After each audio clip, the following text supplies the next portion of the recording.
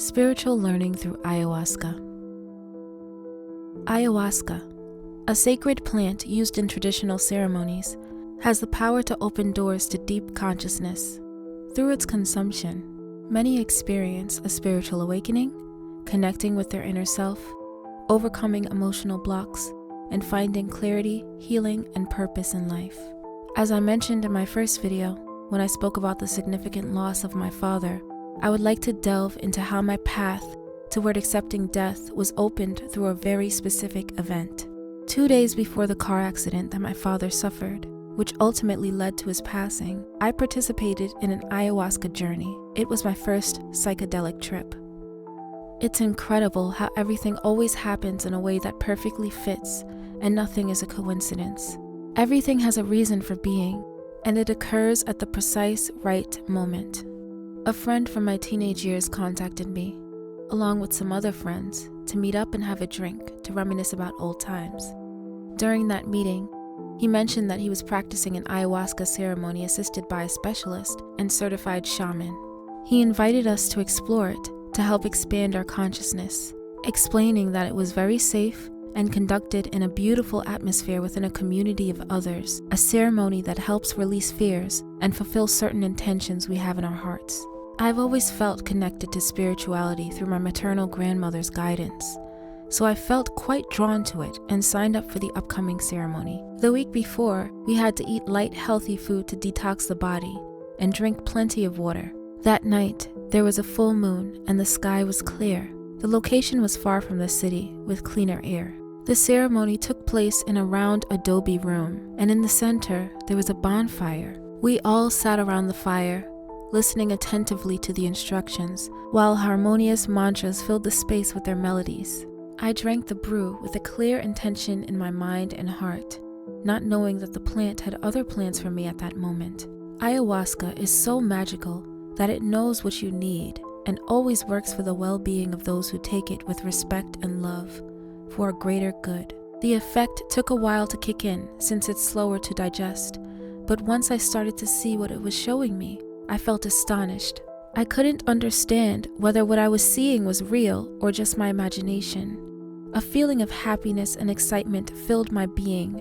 I watched the fire move and was able to see each molecule, how the flames danced, and noticed every detail in each color they transformed into, while the mandalas and fractals of colorful geometric patterns continuously shifted. My friend took me outside to see the moon. It was extraordinary how the moon radiated violet rays through the endless skies, and the trees danced. I could see every leaf, every particle of dust. There, I was able to grasp the concept of life. Everything is life. Even the smallest stone that seems still, its composition is in constant evolution, movement, and transformation. Every particle is a world. Everything is infinite. After about an hour, my face muscles couldn't handle the constant smile I had. Throughout the effect of the ayahuasca, I admired the surroundings and connected with the universe. I felt part of the whole, with absolute love and gratitude, feeling complete, enjoying the moment without thinking of anything else. I let go without fear and surrendered fully to the process. In contrast, others went through a deep internal cleansing with much pain, necessary for those who carry many burdens on their shoulders. The well-being they felt afterward is incomparable. When the effects wore off, I went to sleep, and the next morning, we all shared a light, delicious breakfast of fruits and tea before returning to our homes to rest. That weekend was just like any other at home, everyone in their daily routine. It was Sunday when my father went to work after lunch, and as usual, he would return before midnight. Perhaps one might be used to hearing about a car accident in the news and feeling indirect sorrow for the lost life and the grief the family must endure, but one never imagines it could happen to them. Receiving that news, when the police knock on your door to deliver the most terrible tragedy that can happen in your life, is a shock that feels like a punch to the stomach, bending you with pain. You fade, your mind races, your heart feels like it will explode, and the tears drown before they can even come out. Then you realize you must react and reason because you know that one of the people you thought was immortal is not, and you will never see or hug them again. It was at that moment I said, I must go see him one last time, to feel him, to hug him, and tell him that my mother and sisters will be fine, that he can rest peacefully and continue his path. Those words came out naturally. When I saw his face, he looked calm, and all I wished for was that he hadn't suffered from the impact and damage that the crash caused. He couldn't have survived. In the following days, as I processed the loss, I felt overwhelmed but at peace. My aunt, who was a medium, was able to connect with my father in a family moment, and he came down to tell us what had happened. In his immense nobility, he acknowledged that he had made a mistake and didn't measure the consequences. He said, both the child and I are at fault. He is suffering as much as you all are, and he will have to carry this burden for the rest of his life. Pray for him and don't hold a grudge. The accident was horrible, but they took me out before it was too late. Don't worry about my pain because I didn't feel anything. The saddest part of leaving was leaving you all behind. But the most beautiful part of being here is that Thomas received me. He looks like a 10-year-old child. That's the age he chose to stay. His light is so bright and strong that we can't embrace each other because we collide, and he laughs.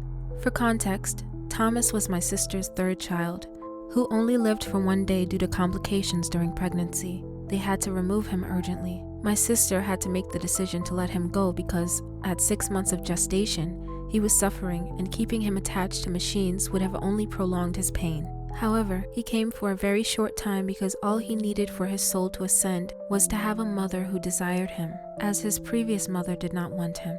Now, he is highly elevated in the spiritual plane and will not reincarnate. When he came to share what had happened, he felt very selfish for thinking about himself and not his mother, father, and siblings, who, although very young, would feel the void. But it's at moments like these, when one gets answers about why such tragedies happen, that we can understand, accept, heal, and move forward. Eventually, my mourning passed, and I processed it much faster than I expected. I understood that ayahuasca had prepared me for the great loss of my father, and helped me realize that our journey through life does not end here on Earth.